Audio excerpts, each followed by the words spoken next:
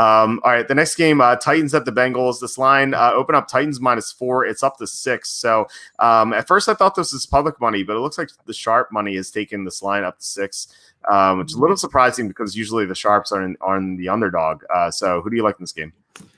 I like the Bengals, especially with the line movement. I know they have a couple offensive line injuries. Trey Hopkins has a concussion and Jonah Williams is dealing with a neck injury. But this offense for the Bengals has been very good this year. Joe Burrow's playing very well. He has 3 really great receivers in A.J. Green, Tyler Boyd, and T. Higgins has turned out to be better than I thought he was going to be. So his ability to get all them the ball really kept them in the game against Cleveland. And if not for that last-minute pass to Donovan Peoples-Jones, they would have beaten the Browns. I think they can take advantage of this Tennessee defense. Tennessee has allowed the 8th most yards per game at over 400 this year.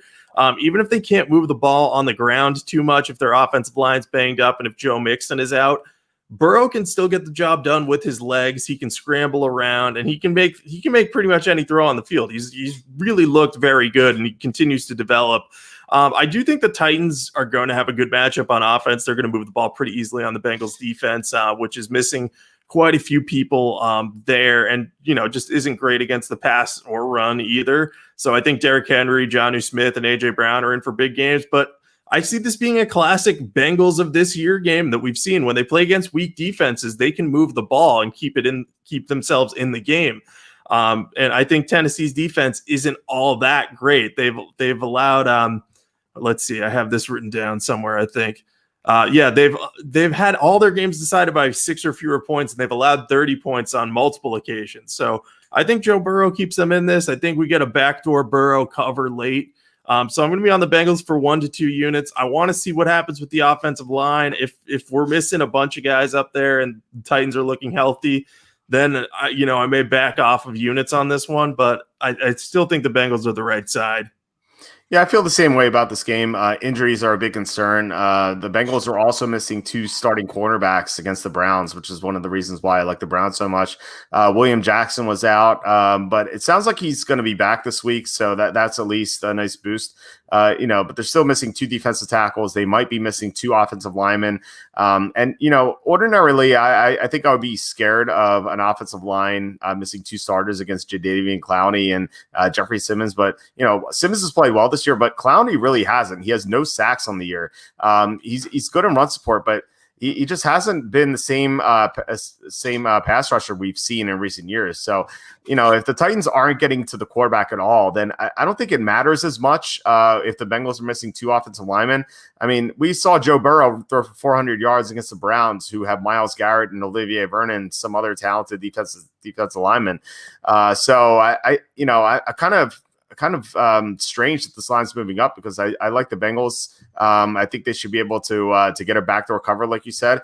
I think it is worth noting that the Titans have been a lot better offensively with A.J. Brown back. He missed the first couple of games, and then they scored 42, and 24 points with the latter being against the Steelers.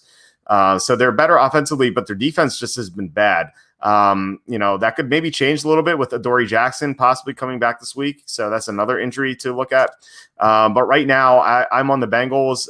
Not a big play at all. But if we get some positive injury news for Cincinnati, I could see increasing the unit count. Yeah, and just to further contextualize, Tennessee struggling in the pass rush, which is really the big way to neutralize Burrow. They're averaging 1.2 sacks per game this year, Tennessee. That's tied for the 3rd fewest in the NFL. Only the Panthers and the Jaguars are averaging fewer sacks per game. So if they can't pressure Burrow, he's going to be able to pick them apart a little bit. And even if he makes a mistake, he'll be in position for that backdoor cover. And he's made the cover. He's made the cover several times this year. So I'm willing to trust him in this one. But Adoree Jackson will be important because if he can take away Tyler Boyd in the slot, that would be pretty big because Burrow loves throwing over the middle of the field. Yeah, for sure. And it is worth noting, too, that the Bengals almost won their past couple of games. So if they would have beaten the Browns and they were up with a minute left, and if they would have held on to their, 21-0 lead against the Bengals, instead of 1-5, 1-5-1 right now, if they were 3-3-1, I don't think they'd be 6-point home underdogs. It'd be like +3 or +2.5, right? So Yeah, I think we're getting some decent line value here with the Bengals. I made this line plus 3.5, and now it's 6. So yeah, I mean, unless the Bengals are really banged up and everyone's out, then yeah, I think I'm going to be on Cincinnati along with you.